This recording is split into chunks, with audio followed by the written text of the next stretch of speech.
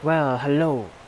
So here we go. I've got a new guitar video coming up. This is a Canadian Cypress back and sides, Engelmann Spruce top, Spanish cedar neck, Macassar ebony fingerboard. It's a Flamenca blanca. Oops, Flamenca blanca, which is what they usually call flamencos with a lighter weight wood on the back and sides, and it's really nice, really nice. Got it set up really nicely right now. Kind of perfect for me with the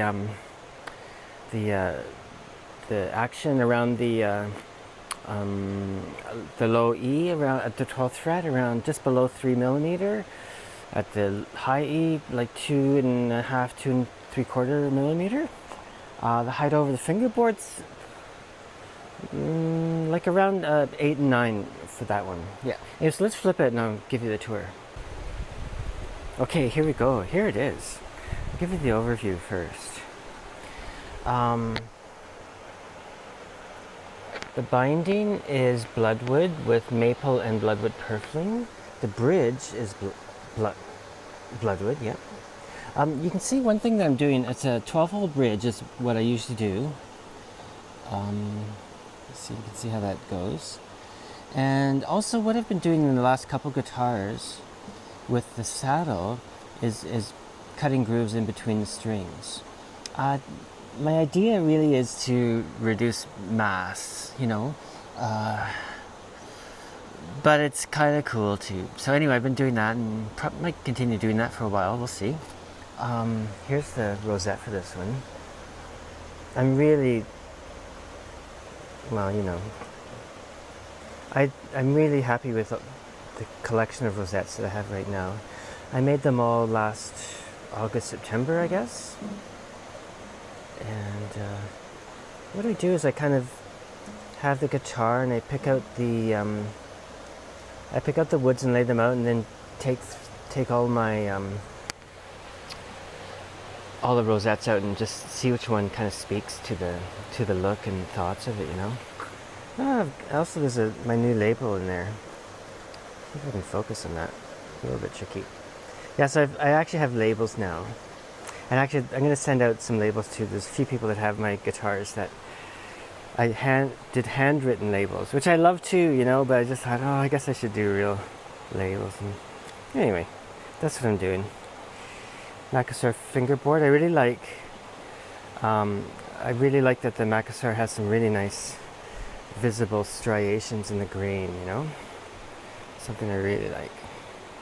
We've got the head plate is Bloodwood with a bit of maple in between. Let's see what else we got here. Oh, let's do this. Oops, don't want it to fall over. Okay, so right here, this is the first instrument I have that I've put these Wittner geared pegs in right off the top. Do you know what I mean? Generally what I do is I say, I make them with friction pegs, partly because I love the design of the headstock, but with the option of putting the geared peg in. But these ones I put them in right off the top. Yeah, I'm gonna do a separate video and insert this about the pegs themselves. So that way I can do the video separately as well. So here's the neck. It's a Spanish cedar, really beautiful stuff, eh? Yeah. You can see the back here. You can see the center strip I did here was basically layers of purfling. We've got Bloodwood, cherry, maple, Bloodwood, maple, cherry, Bloodwood. And then on this purfling here on the back is maple and Bloodwood. I think so we've got that going here. There's bits and pieces falling on it. Yeah. Take a good close look if you're interested in this instrument. There's the back tail bit that ties in with the back. Right.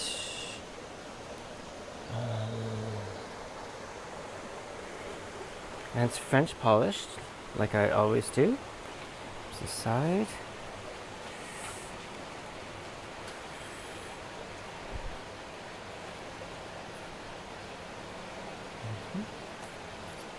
There's this bit here. What else can I show you?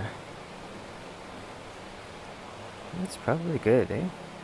Anyway, yeah. So this instrument, it's March. Oh, I got the gold plate plates on already. You know, when I do my gold plate plates, I do them similar to when, if you see old flamenco guitars with the white plates, gold plate means a tap plate. They're often not in the center. I actually do mine that way. So the edge goes just inside the strings on each other end, you know. A lot of times people will put it right across, but you know, I have this in my head. I think, oh, it's better to have less, so that's what I do. But I generally keep the center bit, and I'm going to start sending that along with the guitar in case someone wants to put that in there. I suppose if someone's a really hard player with long nails, that they could dig in there. I don't. When I play, I don't. Right. So it's not something that I think about, but I think I'm going to do that from now on. Yeah. One thing that's a bit different on this guitar is the bracing. Generally speaking, the harmonic bar goes right across straight, right? On this one and the last one I did, the Maidang, it's a little bit angled. So there's a bit less resonating space in the treble end than in the bass end. You know, it's just, I kind of experiment with every instrument, and that's what I've been doing lately. I feel like it focuses the sound in the trebles. It's so hard to tell. You know what I mean? It's so hard to tell those kind of specifics. But anyway, what I do is I'm always experimenting and try to find new things. Yeah. Anyway, just doing a short video on the Wittner tuning pegs. The ratio is 8:1. This is I'm going to twist it. So it takes eight revolutions of the peg head. Well, is how much it turns. Makes it turn once around. Does that make sense?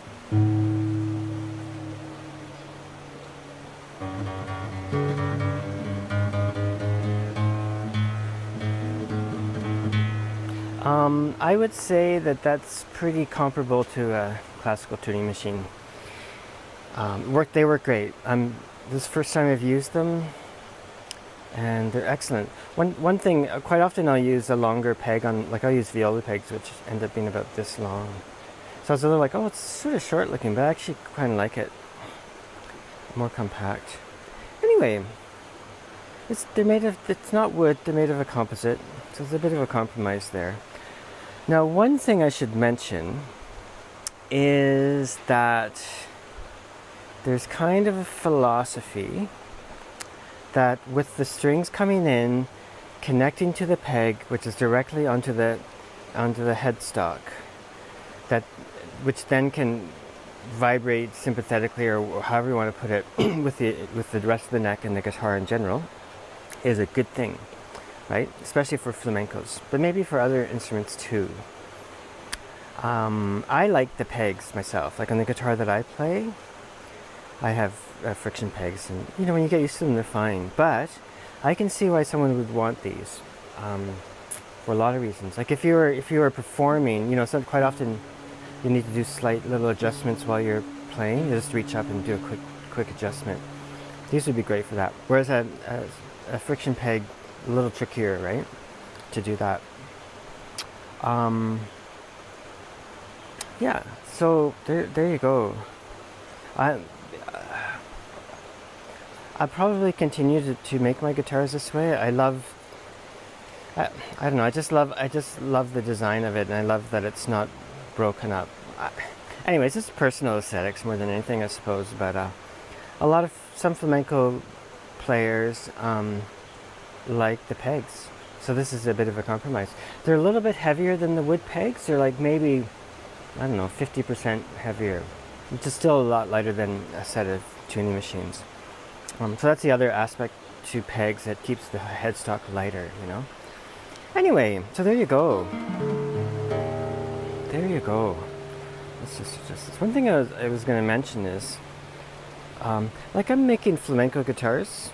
I haven't made any classicals yet, but I probably will at some point soon. But one thing that might be worth keeping in mind for people that are interested in a nylon string guitar, but aren't playing classical, but maybe aren't playing flamenco either. I think, to my mind, a flamenco guitar might be more useful for people doing jazz or folk or just their own compositions. That they're faster playing. I don't know. It's again, we're into aesthetics here, but please, if you are interested in a guitar, don't be put off by the fact that they're quote unquote flamenco guitars, right?